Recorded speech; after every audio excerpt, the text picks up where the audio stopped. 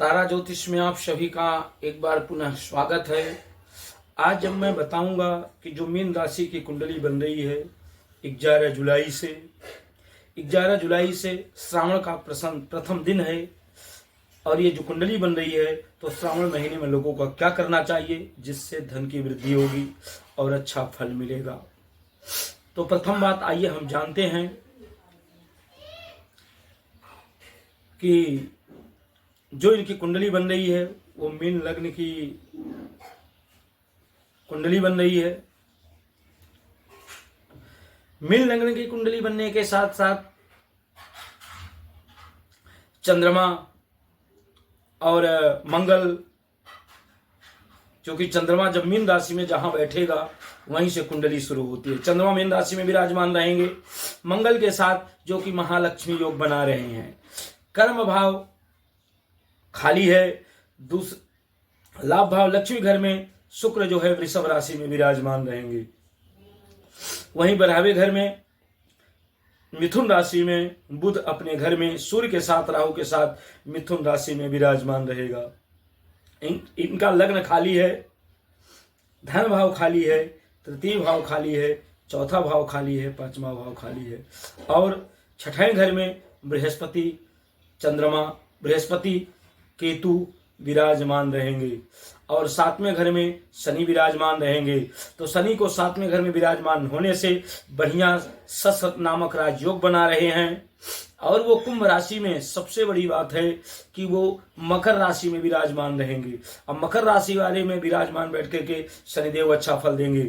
और शुक्र घर में शनि, शनि घर में शुक्र, यह विपरीत राजयोग बना रहे हैं और दोनों अपने स्वराशि में बैठे हुए हैं तो पंच नामक महायोग बना रहे हैं। और ये गारंटी है कि 11 तारीख से मीन राशि वालों का समय बहुत शानदार रहेगा। लक्ष्मी की कृपा होगी, घर में मांगलिक शुभ कार्य होंगे। यदि नौकरी पेशा में काफी दिन से परेशान है तो नौकरी में पदोन्नति मिलेगी, व्यापार में लाभ मिलेगा, कोर्ट कचहरी से छुटकारा मिलेगा। मन जो अशांत रहता है मन पॉजिटिव हो जाएगा। सबसे बड़ी बात है जो इनके कुंडली में महालक्ष्मी योग बना रहा है तो ये प्रबल राजयोग बना रहा है। इस राजयोग बनने से इनके घर में लक्ष्मी की कमी नहीं रहेगी, किसी प्रकार की दिक्कत नहीं होगी। बच्चे यदि बच्चे हैं तो बच्चों की दिमाग ठीक होगी और वो पढ़ाई अच्छी करेंगे, पढ़ाई उनकी अच्छी हो जाएगी और जो है माइंड में स्थिरता प्रदान होगी। जो इस तरीके इनकी कुंडली बन रही है तो एक बहुत ही शानदार कुंडली बन रही है। और इनके जो है जो शुक्रदेव शनि के राशि में बैठकर धनाध्य योग बना रहे हैं, बहुत बड़ा योग कहलाता है। 100 साल बाद शुक्र ऐसा करने जा रहे हैं 11 तारीख से कि करेंगे 3-4 राशियों का भाग्य बदलेंगे, जैसे मीन राशि, वृषभ राशि, मिथुन राशि और कर्क राशि। इन राशियों की शुक्रदेव भाग्य बदलेंगे क्योंकि 100 साल के बाद शुक्रदेव इन राशियों पर धनाध्य योग बना रहे हैं। धन की वर्षा होगी, व्यापार वृद्धि में इजाफा होगा और कामों में मन लगेगा। विदेश, सबसे बड़ी बात है, विदेश यात्राएं होंगी पर इनको सावधानी बरतना है, मित्रों के प्रति सचेत रहना है, माता पिता से बढ़िया प्रेम, भाई बंधु से बढ़िया प्रेम बना के रखना है। और इनको जीवन में क्या करना चाहिए, जीवन में कौन सा दान पुण्य करें या क्या करें जिससे इनके माइंड स्थिर हो और इनका काम काज में वृद्धि हो। क्योंकि प्रॉपर्टी के प्रबल योग बन रहे हैं, वाहन के योग बन रहे हैं, पुत्र सुख के योग बन रहे हैं। इस तरीके इनकी कुंडली बन रही है। तो इनको जो है सावन महीने में इनको 3 बेलपत्र चढ़ाना है। 3 बेलपत्र शिव जी को बहुत प्रिय है। ऐसा तो 4 मुखी बेलपत्र होता है, 5 पत्ते का होता है, 7 पत्ते का होता है, लेकिन 3 मुखी बेलपत्र इसलिए प्रसन्न है शिव जी के कि भगवान शिव के 3 नेत्र हैं। 3 नेत्र कौन है? काशी में बताया गया है कि त्रिशूल पर बसी हुई है, वो शिव जी के 3 नेत्र हैं। तो काशी में गदौलिया चौराहा है जो गोदावरी नाम से नदी बहती थी, अभी विलुप्त हो गई है। और मंदाकिनी गंगा है जो आज भी बह रही है। ये शिव के 2 नेत्र हुए। और जहां पर काशी बना है, जहां त्रिशूल पर शिव जी का 3रा नेत्र हुआ। तो शिव जी को बेलपत्र 3 बेलपत्र इसलिए प्रिय है। त्रिनेत्रम त्रिगुणाकारम बेलपत्रम त्रिधायुधम, ये बेलपत्र के 3 ही नेत्र हैं। इसको शिव जी बड़ा प्रसन्न होते हैं इन 3 बेलपत्र चढ़ाने से।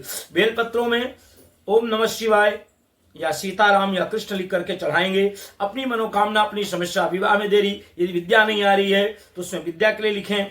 यदि आप आईएएस या किसी चीज की तैयारी कर रहे हैं वो चीज लग करके शिव जी को चढ़ाएंगे, जिससे घर का माहौल पॉजिटिव होगा और चीजें दुरुस्त हो जाएगी। ऐसा योग बहुत कम बनता है और 11 तारीख से सावन शुरू हो रहा है। इसमें जो है अपने हाथ से केसर का चंदन और भस्म शहद मिला के शिव जी शिवलिंग में राम लिखे। राम लिखने से आपके मनोरथ सफल होंगे और भगवान के प्रति आपकी आस्था जगेगी। किसी की दिमाग ठीक नहीं है, स्थिर नहीं है, वाइब्रेशन है, तो उसको जो है दही और शहद, काला तिल उसमें मिलाना है और उसमें ऐसा करने से घर में माइंड स्थिर होगी। यदि किसी को पीड़ा है, शत्रु परेशान कर रहे हैं, तो राई के तेल से अभिषेक करें शिव जी को पूरा सावन 30 दिन, जिससे शत्रु नष्ट होंगे, बाधा दूर होगी। यदि कोई राजयोग, किसी को आगे जाना है, चुनाव लड़ना है, तो भांग के रस से अभिषेक करे, जिससे उसको ज्ञानवान तो बनेगा ही, प्रगति की प्राप्ति होगी। तीसरी चीज क्या कर सकता है, वो खीर का भोग लगा सकता है।